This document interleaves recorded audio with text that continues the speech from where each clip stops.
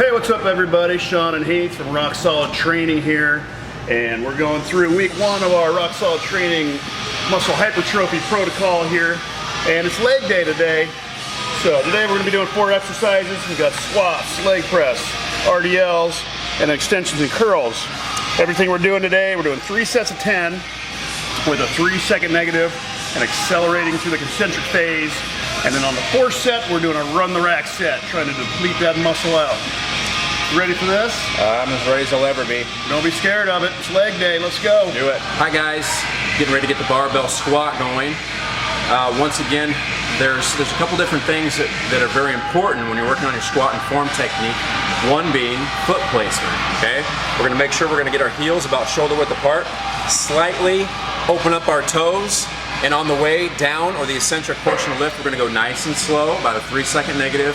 We're gonna push those knees out the way that our toes are pointed, get nice and deep so we get our quads parallel to the floor, and then exploding back up through the movement, and then right back down into the controlled eccentric, or the negative portion of the lift.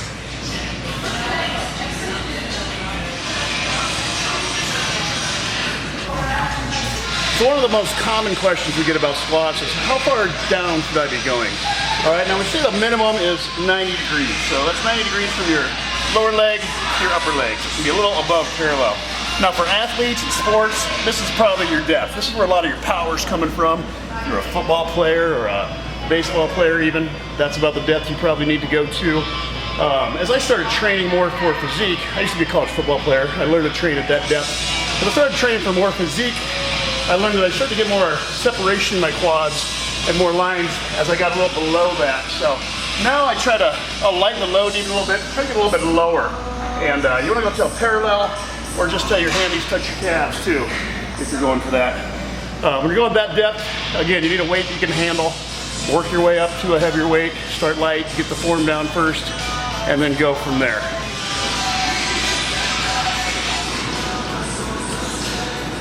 Another important coaching point on squats that you want to keep in mind when you're doing these is that you're coming up, you want to lead through the chest, all right? And so what I mean by that is, if I'm in position, I've got a big chest, I'm going to come down. As I come up, I'm going to lead through the chest. I'm going to keep my chin up and try to lead through the chest by coming up that way, all right? If we let that collapse, the bar can kind of front load us too much, and we'll get into this position, which will compromise your back and possibly lead to injury, as well as certainly not performing as well on this exercise. All right, so keep that one in mind as you do these. All right, 3 sets down, 1 more to go. It's the run the rack set. These are brutal, but they really help those muscles grow. So I'm starting with 3 plates here. I'm gonna try to get 8 to 10, keep that same tempo, the slow negatives, accelerate through the contraction. We're gonna strip a plate, do 8 to 10 more, strip a plate, and I'm just gonna finish with a plate and a bar. Let's see what I can handle.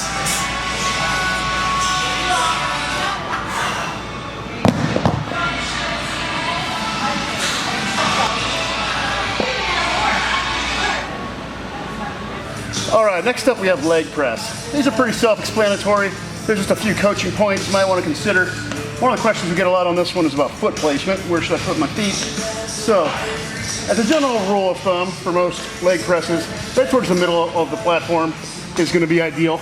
I like to go a little lower on the platform, and what that lets me do is creates a bigger stretch on my quad when I come down.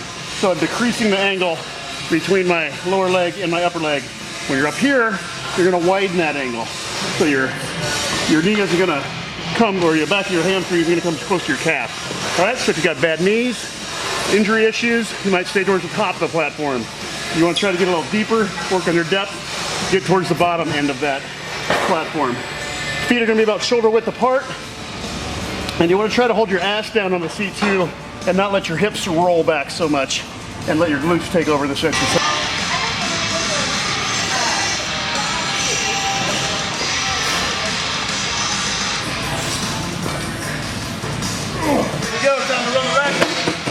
Last set, let's do it. Come on, let's get them up. So let me get now. There we go. There we go, you got this, come on.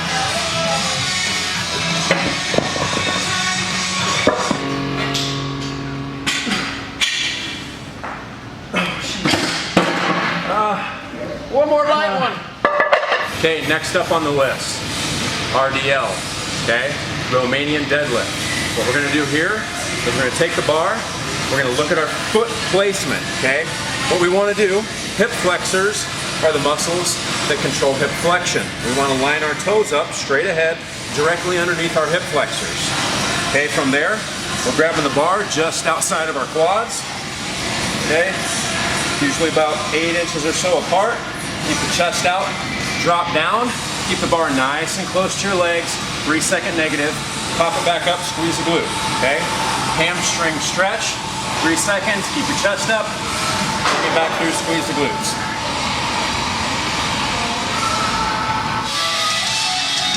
All right, last 2 exercises of the day. We got leg extensions, leg curls, same sets and reps, same slow, negative, accelerate to the contraction. These sets I usually like to just superset when I finish with a leg and when I finish with an extension and a leg curl. So that way I can just go back and forth without any rest and just finish that workout out. So leg extensions, first you need to get it set up right. One of the main points for that is just making sure that your knee is in line with the pivot point on the machine, all right? So with that pivot point going right to the middle of your knee, typically that's done by adjusting the backrest to the right position. And then the shin pad, just right above your feet, right across your shins where it feels comfortable. And then one of the main points on this one is that you want to have a good grip and you want to hold your ass down, all right? So either use the handles or grab right under the seat. You don't want to be popping up every time you come up, all right? So hold that butt down tight and make those quads do the work.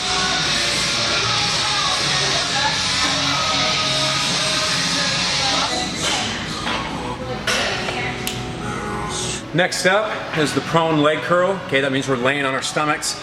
Okay, this would seem very self-explanatory, but I still see people messing up this movement. What you want to do is you want to make sure that your legs are nice and straight when you put your calves, or the base of your calf, soleus area on the pad here.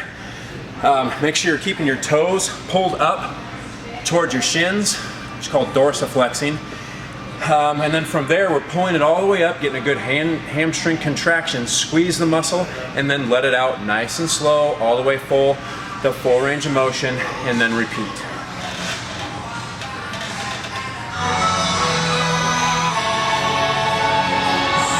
Oh, last one, time to run the rack.